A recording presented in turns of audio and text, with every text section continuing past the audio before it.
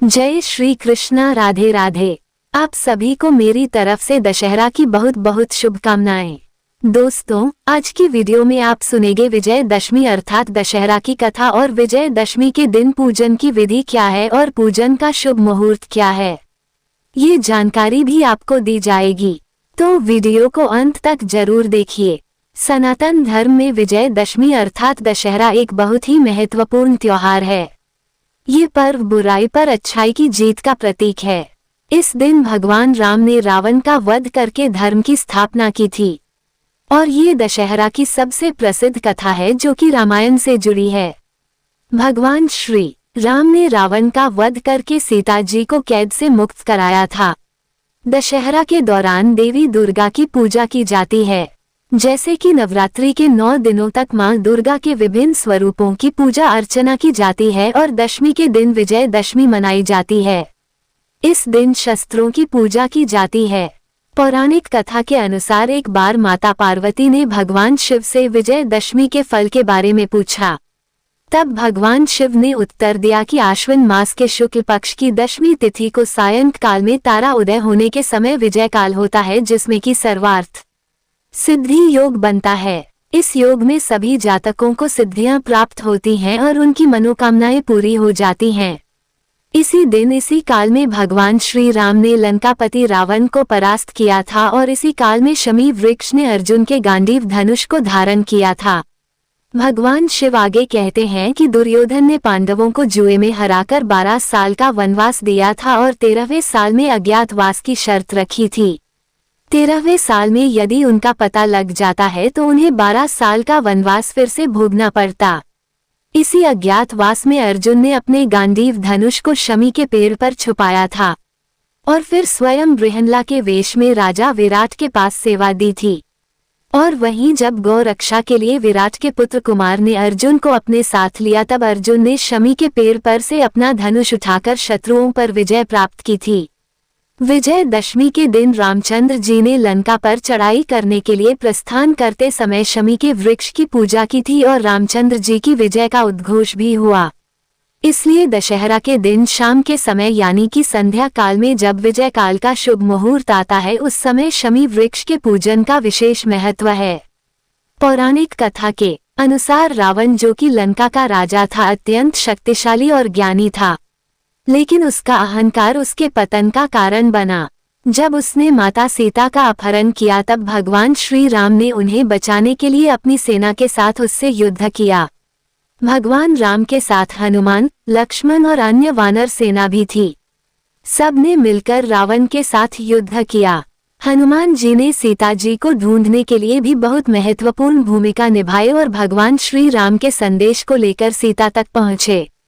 10 दिन तक चले इस युद्ध के बाद दशमी के दिन भगवान श्री राम ने रावण का वध किया।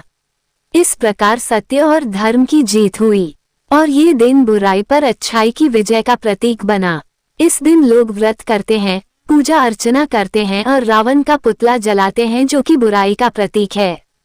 ये दिन हमें सिखाता है कि बुराई चाहे कितनी भी बड़ी क्यों ना हो, कितनी भी शक्तिशाली क्यों ना हो, अंततः विजय सत्य की ही होती है। तो मर्यादा पुरुषोत्तम भगवान श्री राम के द्वारा लंकेश्वर रावण पर विजय की कहानी सनातन चली आई है।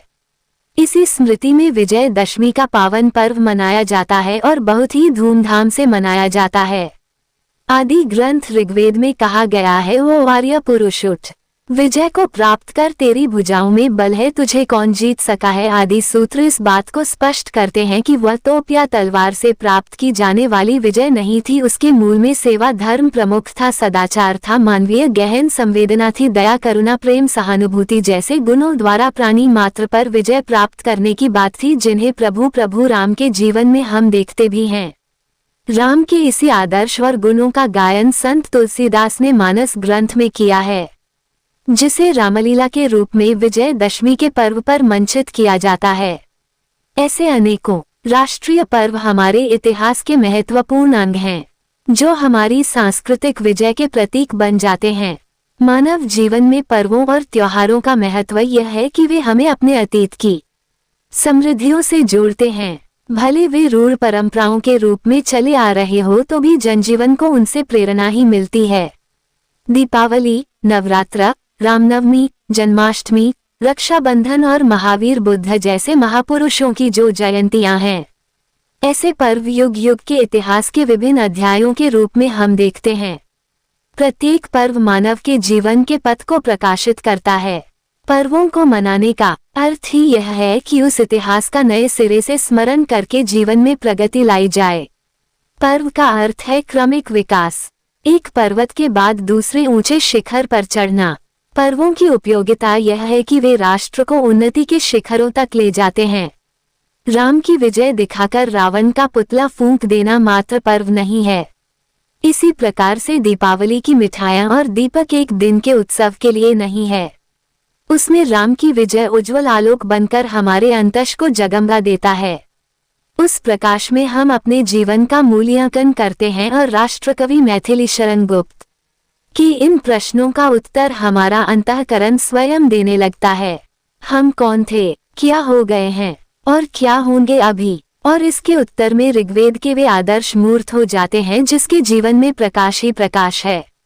विजयदशमी पर भगवान राम का स्मरण हम करते हैं और रामलीला में उनके चरित्र और गुणों का गायन होता है। राम को अवतारी पुरुष कहा गया है। राजा दशरथ के घर उनका जन्म होता है, किंतु अपने पावन चरित्र और सद्गुणों के कारण वे भगवान कहलाने लगे और गुणों ही की तो पूजा होती है।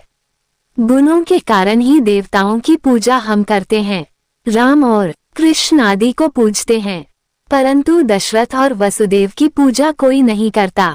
कभी किसी कुल में ऐसे महापुरुष भी जन्म लेते हैं जिनके पैदा होने से कुल का नाम ही बदल जाता है। सूर्यकुल में राम के पूर्वज राजा रघु इतने प्रतापी हुए कि सूर्यकुल रघुकुल नाम से प्रख्यात हो जाता है और आगे राम रघुकुल सूर्य बनते हैं। साक्षात भगवान के रूप प्राचीन ग्रंथों में भगवान, देवता, ईश्वर आदि नाम परिभाषित हैं। वहाँ भगवान शब्द की परिभाषा इस प्रकार की गई है: संपूर्ण ऐश्वर्य, शौर्य, यश, लक्ष्मी, ज्ञान और वैराग्य, इन 6 गुणों को भग कहा गया है। ये भग जिसे प्राप्त हो उसी को भगवान कहा जाता है। भगवान बनने के लिए उपर्युक्त 6 गुणों में सामंजस्य होना जरूरी है। वे एक दूसरे के पूरक हो, क्योंकि अकेले ऐश्वर्यशाली को कभी भगवान नहीं कहा गया। ऐश्वर्य के साथ शौर्य होना भी जरूरी है, वरना तो ऐश्वर्य को कोई भी छीन ले जाएगा। ऐश्वर्य और शौर्य पाकर दूसरों पर अत्याचार करने वाला भी भगवान नहीं बन सका। उसका यशस्वी होना भी जरूरी है।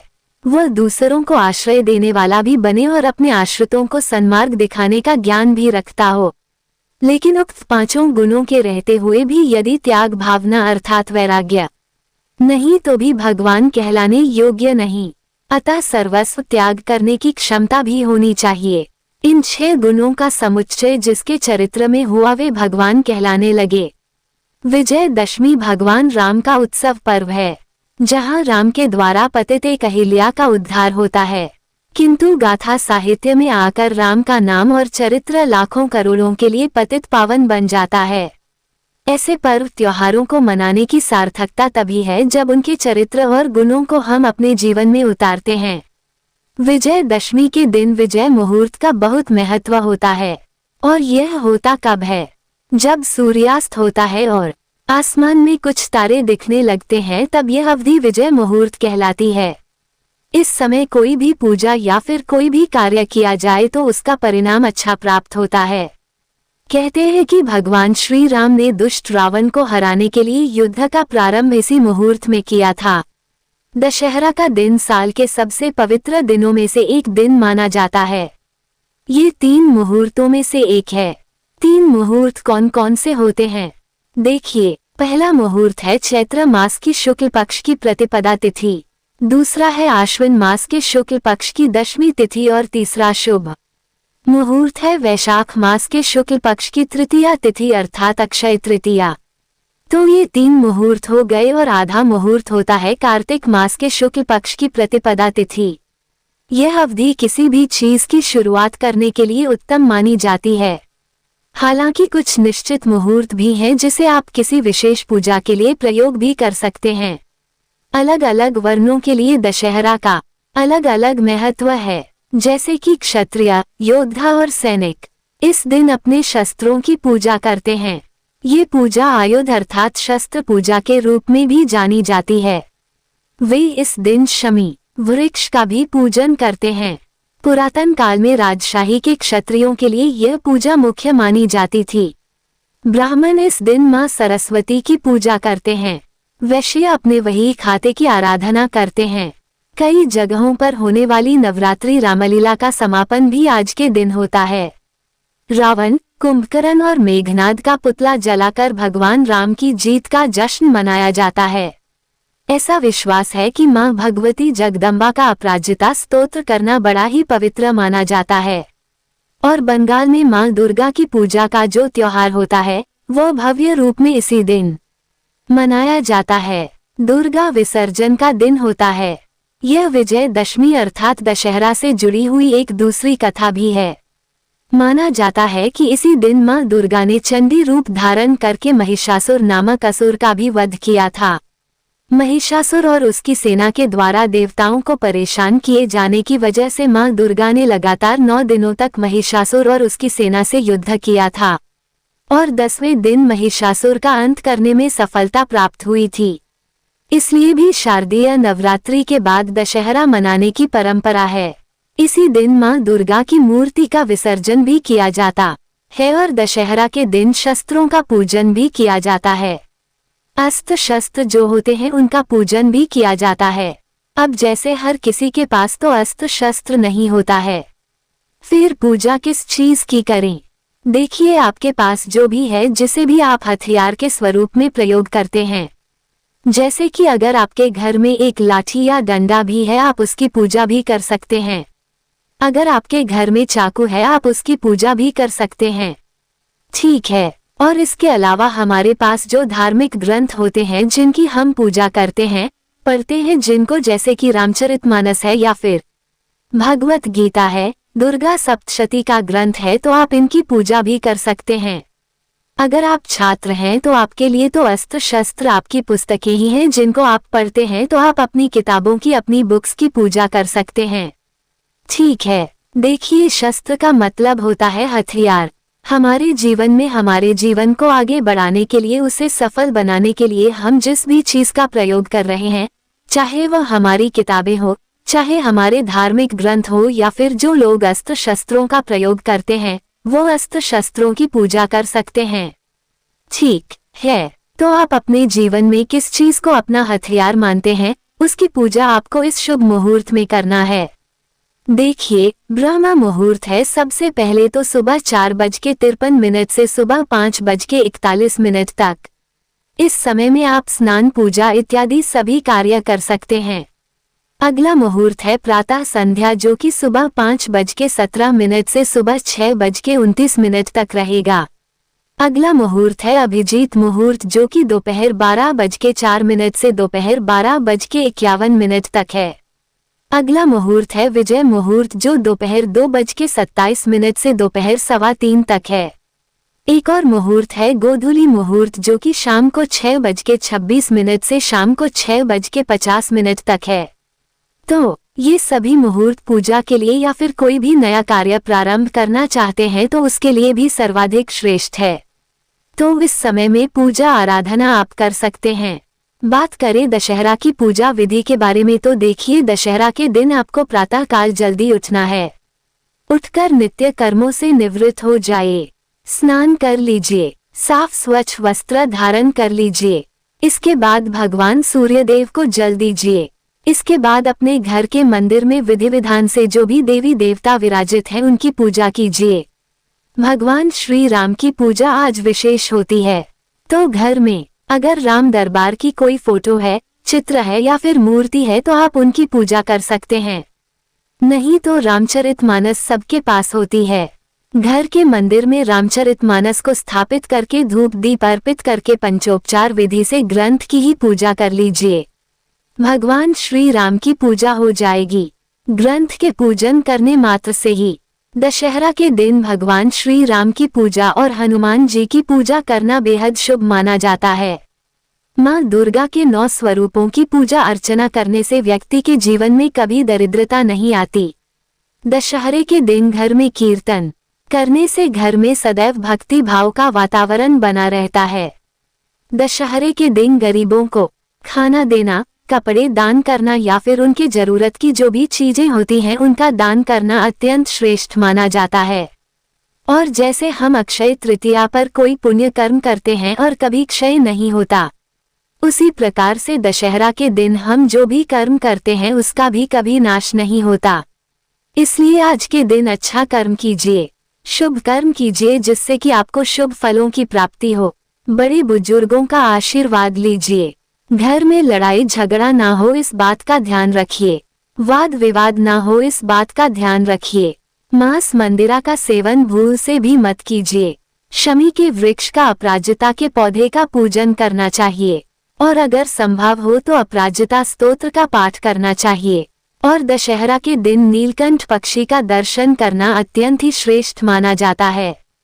और सबसे जरूरी चीज, अगर आप कोई मंत्र सिद्ध करना चाहते हैं, कोई अनुष्ठान प्रारंभ करना चाहते हैं, कोई भी नया कार्य प्रारंभ करना चाहते हैं, कोई बिजनेस व्यापार भी प्रारंभ करना चाहते हैं तो विजयदशमी के दिन से आप प्रारंभ कर सकते हैं। उसमें आपको सफलता मिलती है। किसी भी कामना के निमित्त अगर आप मंत्र जप करना चाहते हैं, अनुष्ठान प्रारंभ करना चाहते हैं तो आज से प्रारंभ कीजिए। विजयदशमी के दिन घर के मुख्य द्वार पर स्वास्तिक अवश्य बनाना चाहिए। घर में गंगाजल का छिड़काव कीजिए। घर के मुख्य द्वार पर दीपदान अवश्य कीजिए। अगर संभव हो और घर के आसपास कोई मंदिर हो तो मंदिर में दीपदान कर सकते हैं। कोई भी पौधा आपको मिल जाए, देव वृक्ष मिल जाए तो वहां पर भी दीपदान कर सकते। जय श्री राधे।